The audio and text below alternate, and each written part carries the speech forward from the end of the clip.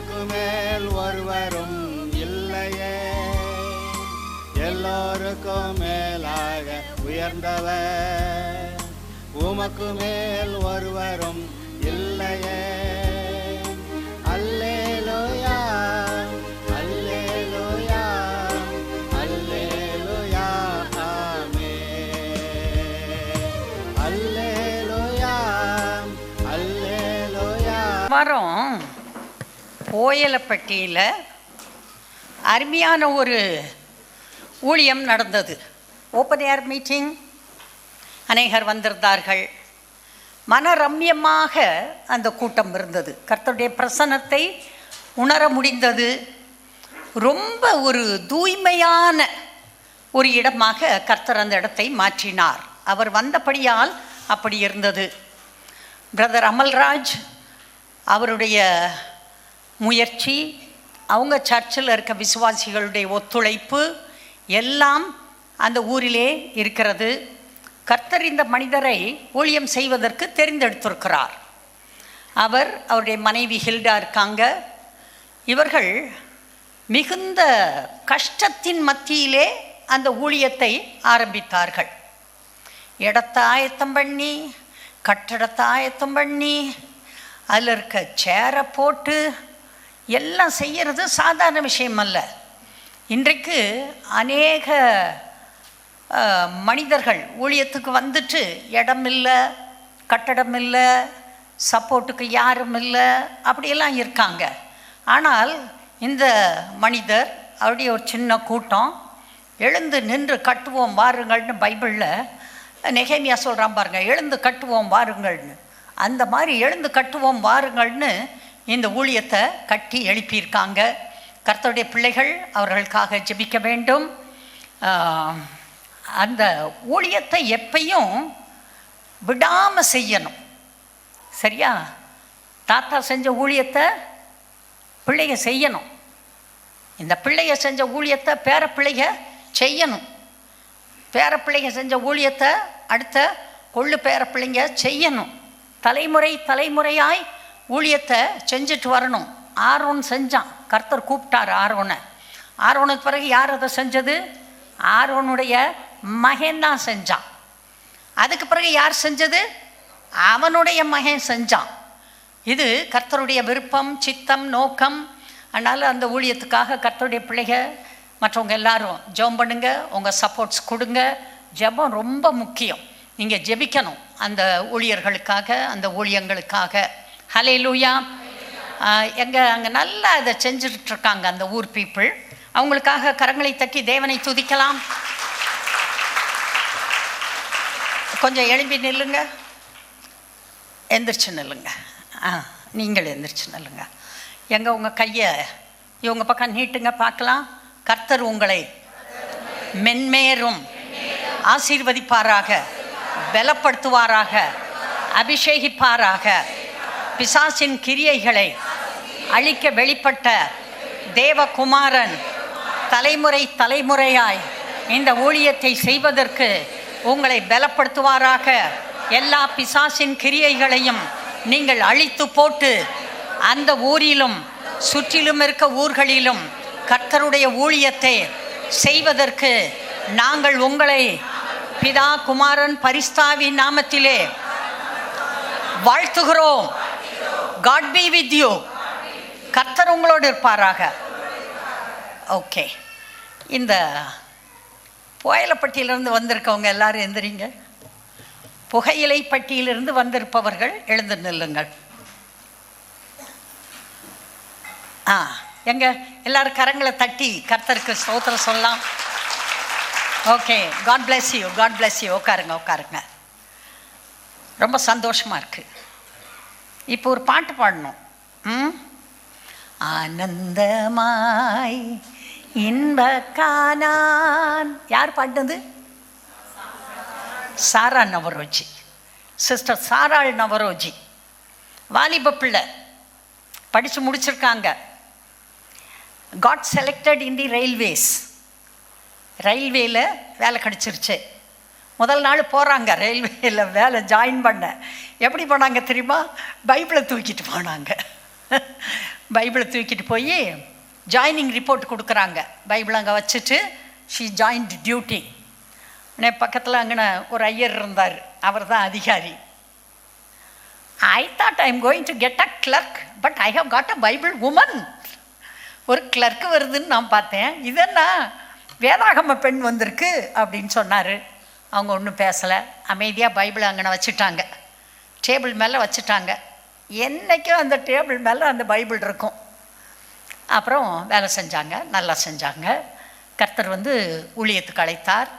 கல்யாணமே பண்ணிக்கலை, ஊழியத்துக்கு வந்தாங்க. அவங்களுக்கு முடிஞ்ச ஒரு சபையை உருவாக்குனாங்க. அவங்க சபையில் ஒரு சில ஆண்களை பெண்களை தான் அவங்க அதிகமாக சேர்த்துக்குவாங்க. கல்யாணம் ஆகாமல் இருந்து பெண்கள் மத்தியில் நல்லா ஊழியம் செஞ்சாங்க.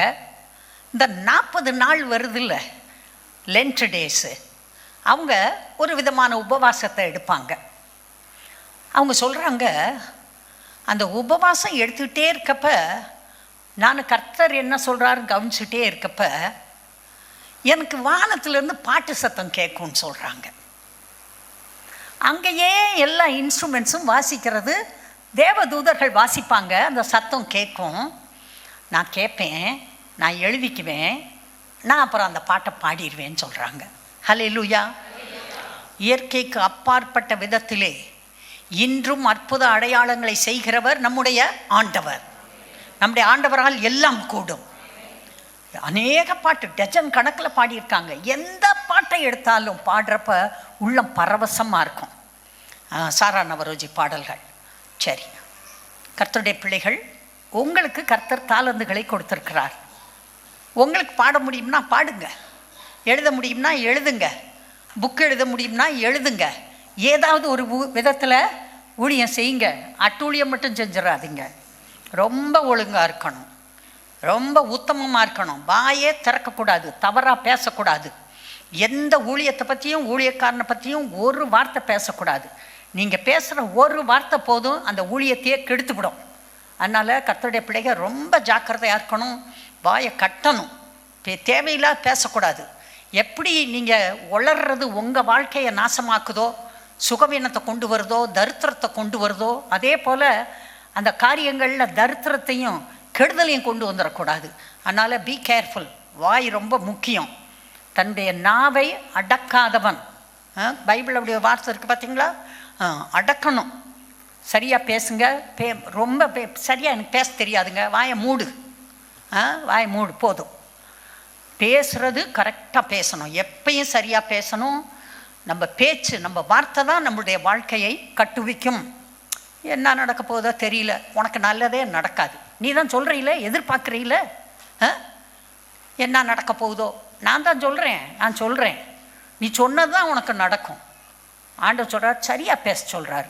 என் பிள்ளை என்னை போல் பேசு, நான் எப்படி பேசணும் அப்படி பேசு. அதுதான் கர்த்தருடைய விருப்பம்.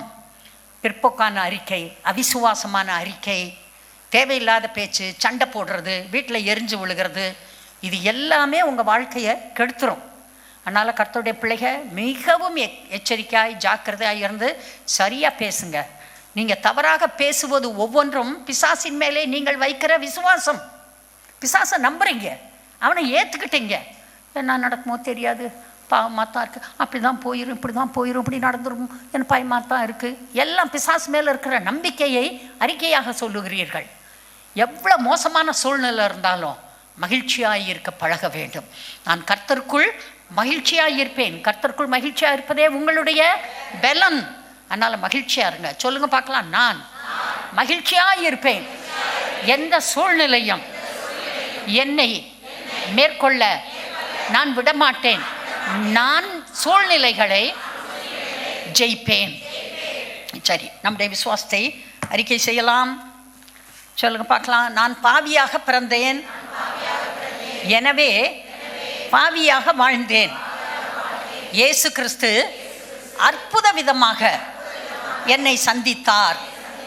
நான் மனம் திரும்ப வேண்டும் என்ற உணர்வை நான் அடைந்தேன்.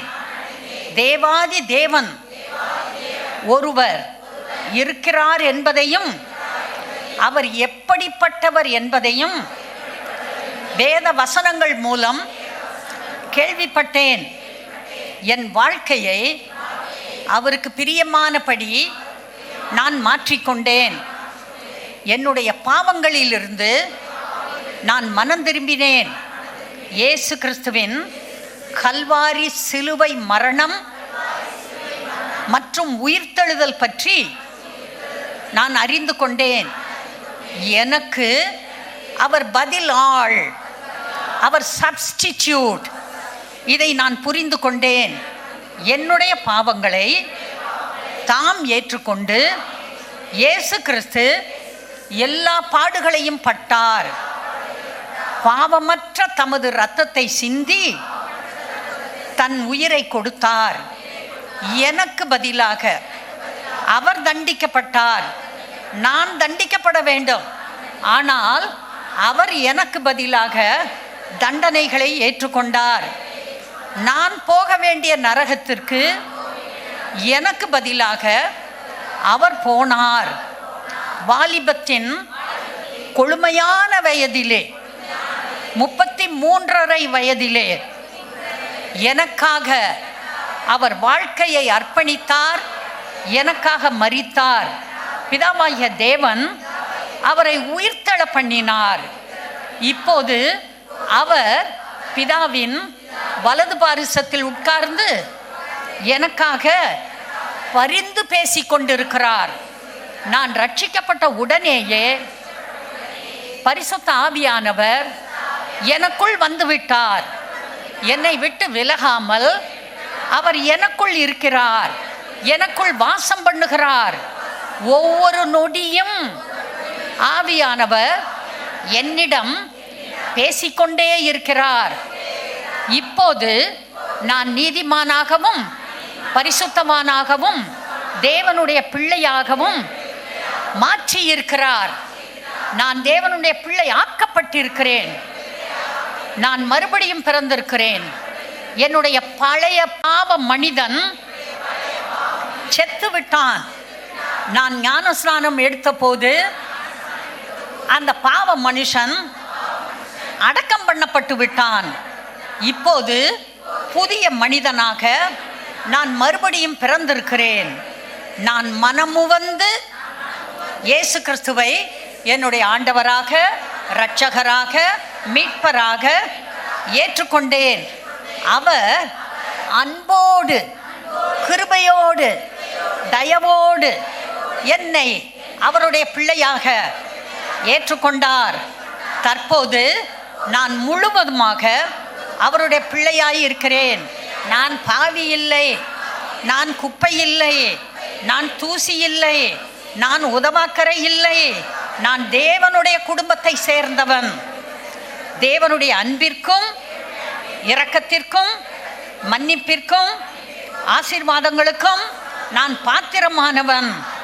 பரிசுத்த வேதாகமத்தை முழுவதும் விசுவாசிக்கிறேன். அதில் கொடுக்கப்பட்டுள்ள எல்லா வாக்குத்தத்தங்களையும் என்னால் சுதந்தரிக்க முடியும்.